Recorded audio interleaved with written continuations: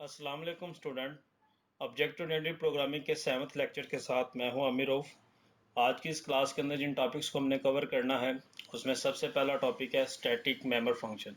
जैसे last class के अंदर हमने स्टैटिक मेंबर डाटा के बारे में पढ़ा था, इसी तरह आज हम स्टैटिक मेंबर फंक्शंस के बारे में स्टडी करेंगे। फिर हम देखेंगे फ्रेंड फंक्शंस क्या होते हैं और फ्रेंड क्लासेस क्या होती हैं सी लैंग्वेज के अंदर। Static function, a type of member function that can be accessed without any object of the class is called static function. जब हम static function create करते हैं तो हमें उस class का ऑब्जेक्ट बनाए बगैर हम उस फंक्शंस को एक्सेस कर सकते हैं। स्टैटिक मेंबर फंक्शन हमारे स्टैटिक डाटा को ही एक्सेस कर सकते हैं, दूसरे नॉर्मल फंक्शन को एक्सेस नहीं कर सकते। अमूमन जब हम कोई मेंबर फंक्शन डिक्लेयर करते हैं तो हम उस क्लास को ऑब्जेक्ट बना के उसको एक्सेस करते हैं, लेकिन जब हम किसी फंक्शन को स्टैटिक फंक्शन बना देते हैं तो हम उस क्लास के ऑब्जेक्ट की क्रिएट किए बगैर भी हम उस स्टैटिक फंक्शंस को एक्सेस कर सकते हैं। अमूमन जो क्लास होती है वो उसमें जो डाटा मेंबर्स हम क्रिएट करते हैं वो तमाम ऑब्जेक्ट्स के लिए क्रिएट नहीं करते, लेकिन जो क्लास के अंदर मेंबर क्रिएट करते हैं वो तमाम ऑब्जेक्ट्स के लिए क्रिएट किए जाते हैं।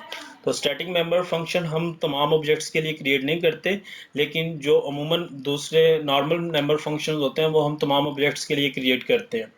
तो स्टैटिक मेंबर फंक्शन बनाने का फ़ायदा ये होता है कि अगर हम किसी क्लास के अंदर स्टैटिक मेंबर डाटा को क्रिएट करें और उसी के लिए हम स्टैटिक फंक्शंस बना लेते हैं जो उस डाटा मेंबर को एक्सेस कर सकते हैं, और इन फंक्शन को एक्सेस करने के लिए हमें उस क्लास के ऑब्जेक्ट को क्रिएट करने की ज़रूरत नहीं होती। तो एग्जांपल से देखते हैं। जैसे एक क्लास है हमारे पास टेस्ट।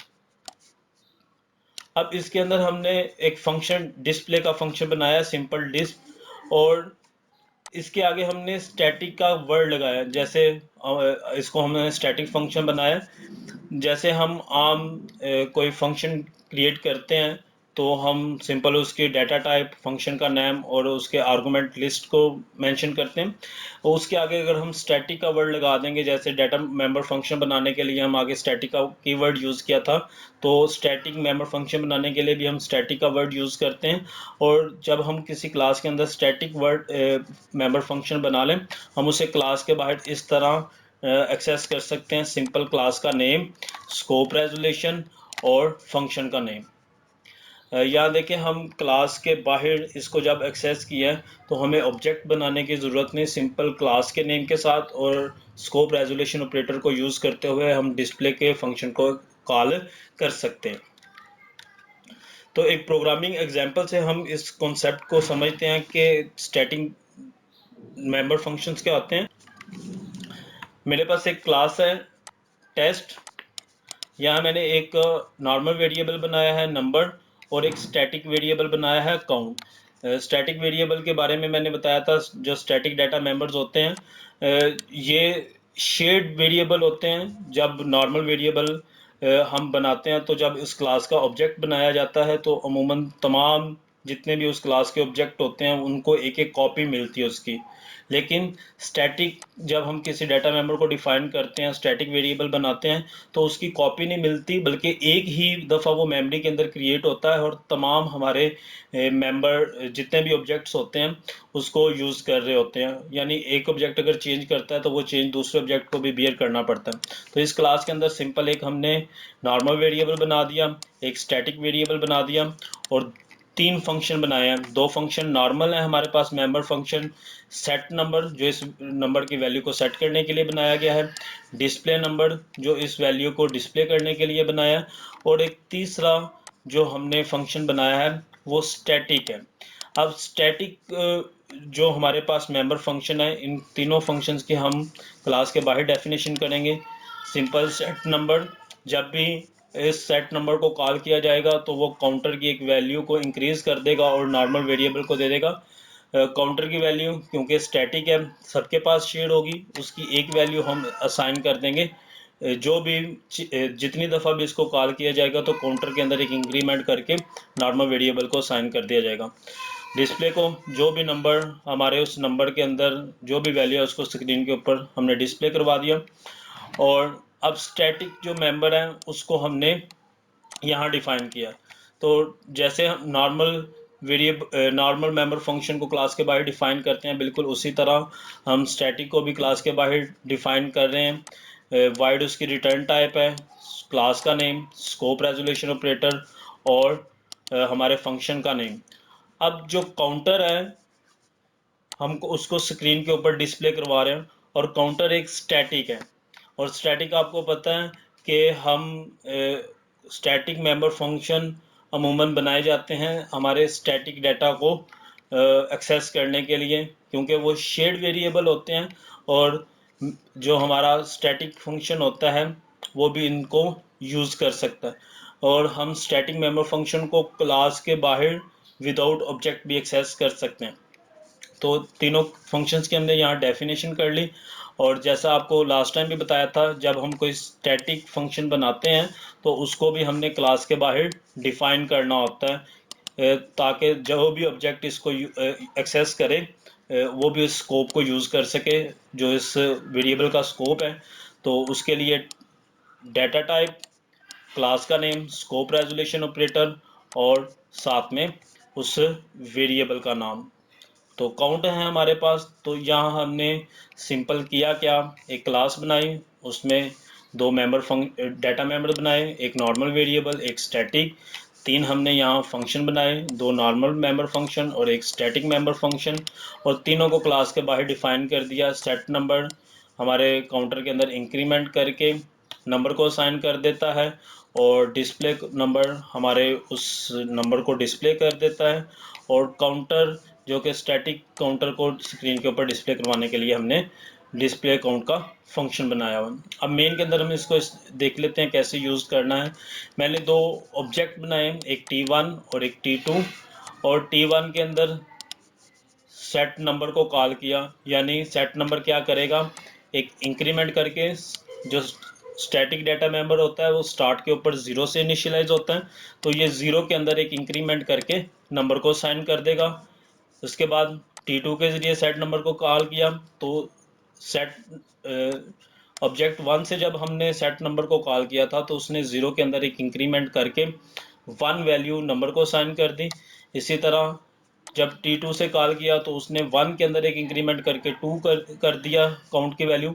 तो जब मैं डिस्प्ले काउंट की वैल्यू को फंक्शन को यहाँ कॉल करूँगा, तो हमारे पास जो भी उस नंबर के अंदर वैल्यू होगी हम वो डिस्प्ले हो जाएगी।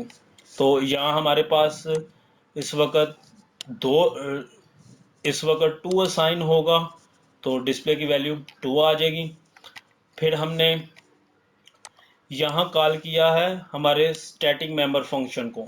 तो स्टैटिक मेंबर फंक्शन को कॉल करने के लिए देखें हमने किसी ऑब्जेक्ट को यूज़ नहीं किया, सिंपल क्लास का नेम है, स्कोप रेजोल्यूशन ऑपरेटर है, और डिस्प्ले काउंट के फंक्शन को कॉल किया है विदाउट ऑब्जेक्ट।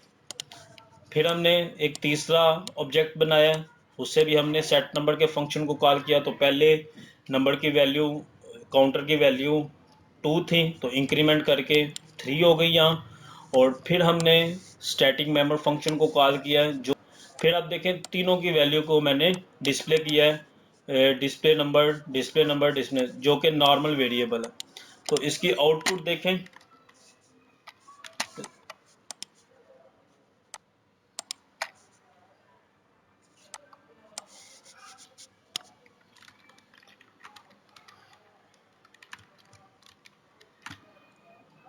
काउंटर की वैल्यू स्टार्ट पे दोनों के लिए 2 है, क्योंकि एक वैल्यू मैंने ऑब्जेक्ट के ज़रिए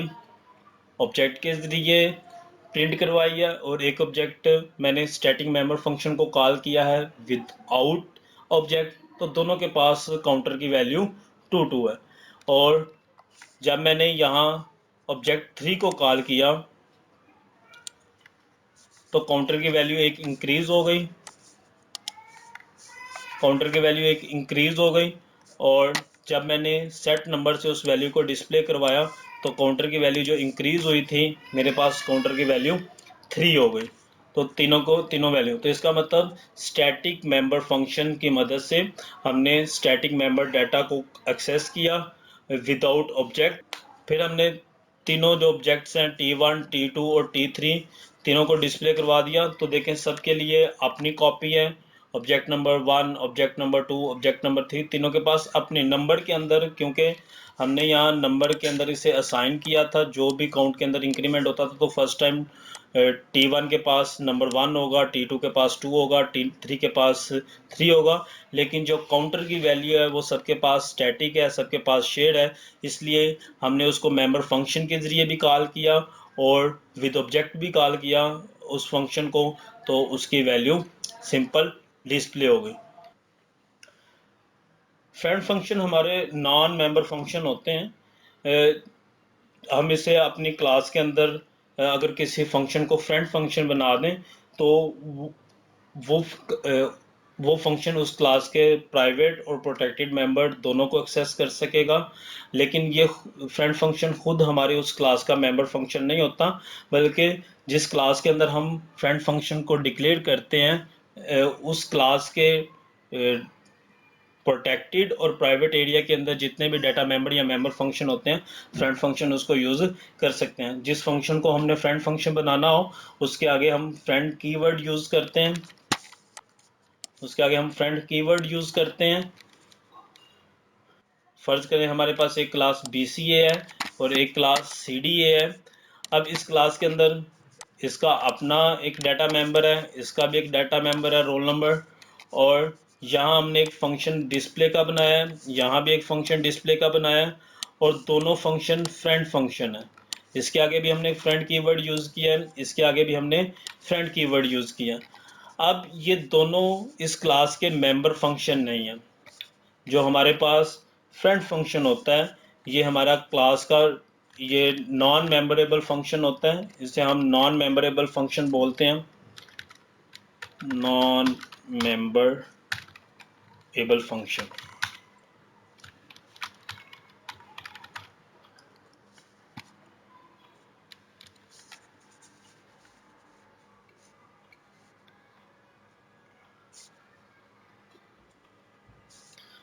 अब ये फंक्शन जिसे हमने क्लास के बाहर डिफाइन किया, दोनों क्लासेस के अंदर हमने डिस्प्ले का फंक्शन बनाया, दोनों को फ्रेंड बनाया, तो अब ये फंक्शन क्लास के बाहर हम डिफाइन करेंगे। तो देखें यहाँ हमने जैसे नॉर्मल आम तरीके पर जब हम क्लास के बाहर फंक्शन को डिफाइन करते हैं तो हम उसकी टाइप लिखते हैं, क्लास का नेम लिखते हैं और स्कोप रेजोल्यूशन ऑपरेटर को यूज़ करते हैं।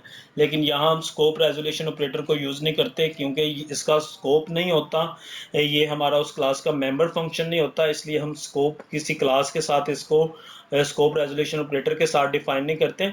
इसे हम सिंपल क्लास के बाहर डिफाइन कैसे करते हैं, हम उसके रिटर्न टाइप लिखते हैं, फंक्शन का नेम और आर्गुमेंट लिस्ट और जो भी उस फंक्शन की बॉडी है। तो अब ये फंक्शन डिस्प्ले का जो फंक्शन है वो इस क्लास BCA के भी डाटा मेंबर और मेंबर फंक्शन को एक्सेस कर सकेगा और क्लास DCA के भी डाटा मेंबर और मेंबर फंक्शन को एक्सेस करेगा, चाहे वो प्राइवेट हो चाहे वो प्रोटेक्टेड एरिया के अंदर हो। तमाम डाटा मेंबर और मेंबर फंक्शन को हमारा फ्रेंड फंक्शन यूज़ कर सकता है और ये किसी क्लास का मेंबर फंक्शन नहीं होता। जब हम फ्रेंड फंक्शन बनाते हैं तो उसके कुछ रूल्स हैं जिनको हमने याद रखना है कि जब हम फ्रेंड फंक्शन बनाते हैं तो उसके कुछ रूल्स हैं जिन्हें हमें पता होना चाहिए, ताकि जब हम नेक्स्ट एग्जांपल करें तो आपको कोई कन्फ्यूजन ना हो उसको समझने में। तो जब हम फ्रेंड फंक्शन को डिफाइन करते हैं तो स्कोप रेजोल्यूशन को यूज़ नहीं करते, स्कोप रेजोल्यूशन को हम इस्तेमाल नहीं किया जाता। जब हम फ्रेंड फंक्शन को डिफाइन कर रहे होते हैं तो स्कोप रेजोल्यूशन इस्तेमाल नहीं करते। फ्रेंड फंक्शन को भी आम सिंपल फंक्शन की तरह हम कॉल कर सकते हैं, जैसे हमने अभी डिस्प्ले का एक फंक्शन बनाया तो उसको यूज़ करने के लिए सिंपल हमें किसी ऑब्जेक्ट की ज़रूरत नहीं है, हम सिंपल उसको कॉल कर सकते हैं। सिंपल हमने डिस्प लिखना है जो उस फंक्शन का नेम है और सेमी कॉलन लगाएंगे तो उस फंक्शन को हम कॉल कर सकते हैं। और नंबर 3, जब हम डिस्प्ले फंक्शन को कॉल करेंगे तो उसमें जो आर्गुमेंट्स हैं वो हम ऑब्जेक्ट को पास करते हैं।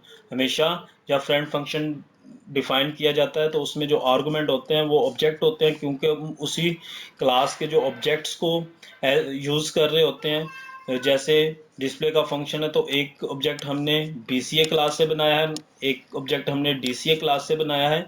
इन दोनों क्लासेस के ऑब्जेक्ट्स को ये एज ए पैरामीटर एक्सेप्ट करेगा और हम इसको क्लास के अंदर सिंपल यूज़ कर सकते हैं। जैसे बी हमने BCA क्लास का बनाया तो बी डॉट रोल को यूज़ किया जा सकता है।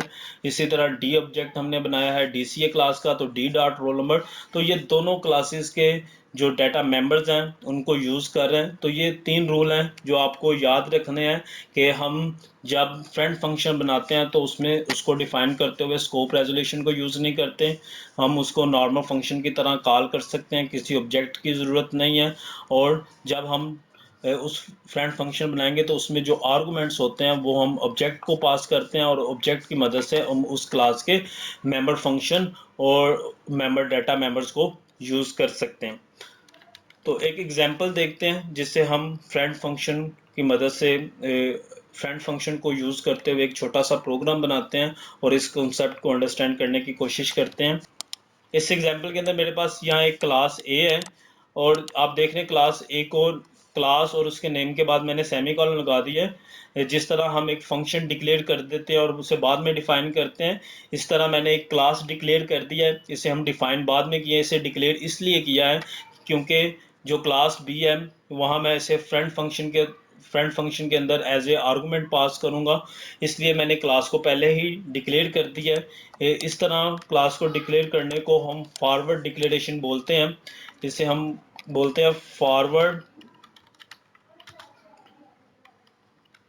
डिक्लेरेशन। तो जस्ट हमने इसको डिफाइन किया है, अभी जस्ट हमने इसको डिक्लेयर किया है, हम इसे बाद में डिफाइन करेंगे। एक क्लास बी बनाई है, एक क्लास बी बनाई है, बी क्लास के अंदर एक मेरे पास डाटा मेंबर है बी और एक फंक्शन मैंने बनाया है गेट वैल्यू और जो एक पैरामीटर एक्सेप्ट कर रहा है और इसकी डेफिनेशन भी मैंने क्लास के अंदर ही कर दी है। सिंपल जो वैल्यू एक्स के अंदर आएगी वो मैंने बी को असाइन कर दी और एक फंक्शन बनाया पुट वैल का जो सिंपल बी की वैल्यू को स्क्रीन के ऊपर डिस्प्ले बनाएगा, जो सिंपल बी की वैल्यू को स्क्रीन के ऊपर डिस्प्ले करवा देगा। अब मैंने एक फ्रेंड फंक्शन बनाया है जिसकी रिटर्न टाइप है void means no return value. Function का नाम है ए एड और 2 ऑब्जेक्ट एज ए आर्गूमेंट वो पास कर रहा है और उनकी टाइप है एक क्लास ए का ऑब्जेक्ट ये एक्सेप्ट करेगा और एक क्लास बी का ऑब्जेक्ट, एक क्लास ए का ऑब्जेक्ट ये एक्सेप्ट करेगा और एक क्लास बी का ऑब्जेक्ट ये एक्सेप्ट करेगा। और इसके एंड पे मैंने फ्रेंड लिख दिया है, इसका मतलब है ये एक फ्रेंड फंक्शन है। इसको हम क्लास के बाहर ये इस क्लास के डाटा मेंबर्स और ऑब्जेक्ट को डाटा मेंबर्स और मेंबर फंक्शन को एक्सेस कर सकता है।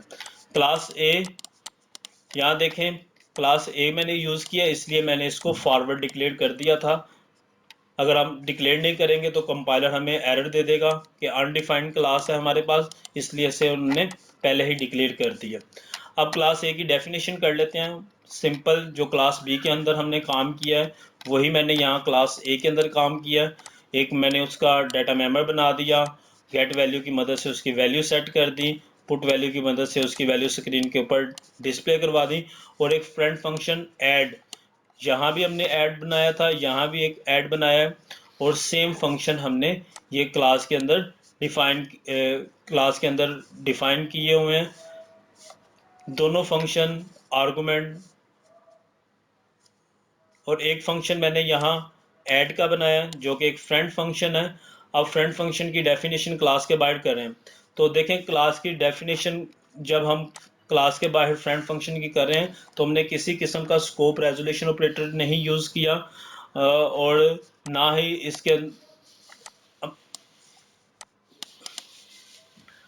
क्लास के बाहर हमने जो ऐड हमारा फ्रेंड फंक्शन है उसको डिफाइन किया और देखें यहाँ हमने किसी किस्म का कोई स्कोप रेजोल्यूशन डिफाइन नहीं किया क्योंकि ये किसी क्लास का मेंबर फंक्शन नहीं है। ये क्लास ए जिस क्लास के अंदर भी हम इसको डिफाइन करेंगे, जिस क्लास के अंदर भी हम फ्रेंड फंक्शन बनाएंगे, इसे हम एक से ज़्यादा क्लासेस के अंदर फ्रेंड फंक्शन बना सकते हैं। जिस क्लास के अंदर भी हम इसे फ्रेंड फंक्शन बनाएंगे ये उस क्लास के डाटा मेंबर और मेंबर फंक्शन को यूज़ कर सकेगा। तो यहाँ हमने 2 आर्गूमेंट ये एक्सेप्ट कर रहा है, एक ए क्लास का और एक बी क्लास का। एक का नाम हमने ऑब्जेक्ट 1 रख दिया और बी क्लास के ऑब्जेक्ट को हमने ऑब्जेक्ट 2 कर दिया। तो ये दो जो आर्गुमेंट हैं एज ए ऑब्जेक्ट एक्सेप्ट करेगा और दोनों का जो एडिशन है ऑब्जेक्ट डॉट ए, यानी फर्स्ट ऑब्जेक्ट के डाटा मेंबर्स को और जो हमारी ऑब्जेक्ट 2 है जो कि बी क्लास का ऑब्जेक्ट है उसके डाटा मेंबर्स को, दोनों को ये ऐड करा है। इसका मतलब फ्रेंड फंक्शन हमारा हमारी जिस क्लास के अंदर भी हम फ्रेंड फंक्शन को डिक्लेयर करेंगे ये उस क्लास के प्राइवेट प्रोटेक्टेड डाटा मेंबर को यूज कर सकता है। तो ये दोनों को ऐड करके स्क्रीन के ऊपर हमारे दोनों का एडिशन दे देगा। मेन के अंदर इसी को यूज करते हैं। यहाँ मैंने एक ए क्लास का ऑब्जेक्ट ए बनाया, एक बी क्लास का ऑब्जेक्ट बी बनाया और एक क्लास के गेट वैल्यू से एक वैल्यू उसको दे दी, यानी ए डॉट गेट वैल्यू से उसे 100 असाइन कर दिया। इसी तरह बी को मैंने 200 असाइन कर दिया और ए और बी की वैल्यू स्क्रीन के ऊपर सिंपल डिस्प्ले करवा दी। और ये देखें ऐड फंक्शन, जो तीसरा रूल मैंने आपको बताया था कि ऐड, जो दूसरा रूल मैंने आपको बताया था कि फ्रेंड फंक्शन को हम सिंपल कॉल कर सकते हैं, किसी तरह का हमें कोई ऑब्जेक्ट यूज़ करने की ज़रूरत नहीं।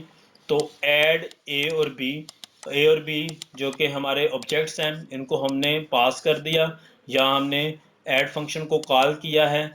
जब हम इसको एग्जीक्यूट करेंगे प्रोग्राम को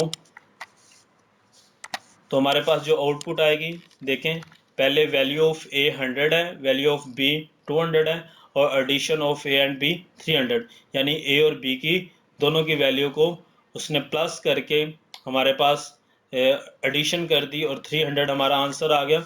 तो ये हमारे पास सिंपल कॉन्सेप्ट था कि जब हम किसी क्लास के अंदर फ्रेंड फंक्शन बनाते हैं तो वो उस क्लास का मेंबर फंक्शन नहीं होता, हम उसको हम उसको क्लास के अंदर डिफाइन कर देते हैं, हम उसको उस फंक्शन को क्लास के अंदर डिक्लेयर कर देते हैं। डिक्लेयर करने से पहले हम फ्रेंड के कीवर्ड को यूज़ करते हैं।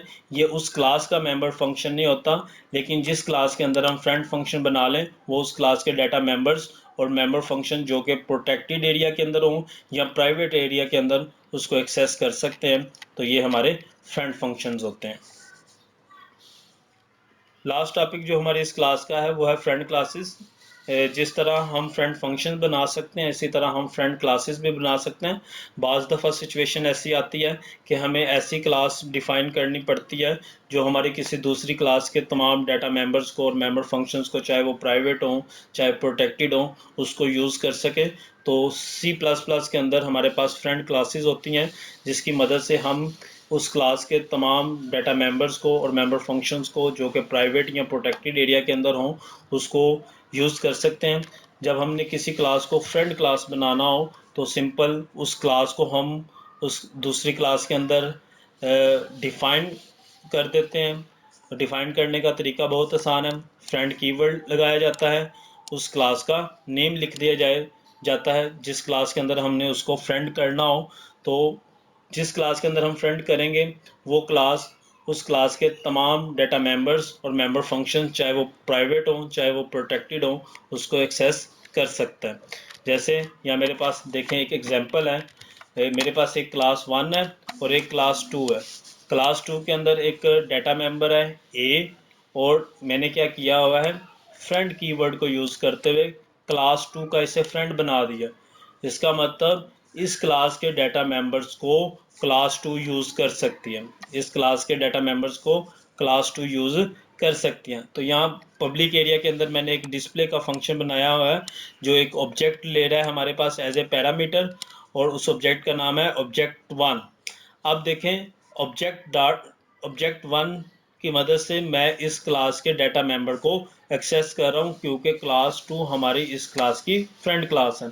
जब मेन के अंदर हम इसे यूज़ करेंगे तो 2 क्लास का मैंने ऑब्जेक्ट बनाया है, एक 1 क्लास का ऑब्जेक्ट बनाया हुआ है और डिस्प्ले के अंदर मैंने उस ऑब्जेक्ट को पास कर दिया है जो कि हमारी इस क्लास का फ्रेंड फंक्शन था। एक छोटी सी एग्जांपल देखते हैं जिससे हम एक फ्रेंड क्लास कैसे काम करती है, हम कैसे इसका प्रोग्राम के अंदर इस्तेमाल कर सकते हैं। यहाँ मेरे पास एक क्लास ए है, उसमें मैंने 2 डाटा मेंबर्स बनाए हैं ए और बी और एक कंस्ट्रक्टर बनाया है। जिसे ए और बी की वैल्यू हम असाइन कर रहे हैं, और ए क्लास को मैंने बी क्लास का फ्रेंड बना दिया है। इसका मतलब है बी क्लास ए क्लास के ये प्राइवेट डाटा मेंबर्स को यूज़ कर सकता है। इसी तरह मैंने एक क्लास बी बनाई है और वहाँ एक फंक्शन बनाया है, मेंबर फंक्शन शो ए के नाम से, जो एक ऑब्जेक्ट एक्सेप्ट कर रहा है और वैल्यू डिस्प्ले करवा रहा है ऑब्जेक्ट डॉट ए, यानी इस क्लास ए के ऑब्जेक्ट की वैल्यू डिस्प्ले करवा रहा है। इसी तरह शो बी का फंक्शन बनाया है, वो भी एक object as a argument accept कर रहा है और बी की वैल्यू को स्क्रीन के ऊपर शो करवा रहा है, जो कि हमारे पास क्लास ए के अंदर उसकी वैल्यू हमने असाइन की थी। और मेन फंक्शन के अंदर आप देखें मैंने दो ऑब्जेक्ट्स बनाए हैं, एक x और एक y। x ए क्लास का ऑब्जेक्ट है, y बी क्लास का ऑब्जेक्ट है। y की मदद से मैंने पहले शो ए को कॉल किया और x की वैल्यू पास की, फिर y की मदद से मैंने शो b को कॉल किया और x की वैल्यू पास की। तो सिंपल होगा क्या कि एक ऑब्जेक्ट की मदद से हम, जो कि बी क्लास का ऑब्जेक्ट है, उससे हम ए क्लास की दोनों वैल्यू को एक्सेस कर रहे हैं। उसकी रीज़न ये है कि हमने बी क्लास को ए क्लास का फ्रेंड बनाया हुआ है। इसका मतलब बी क्लास ए क्लास के तमाम डाटा मेंबर्स को एक्सेस कर सकता है। तो इस प्रोग्राम को रन करें तो हमारे पास सिंपल ए और बी की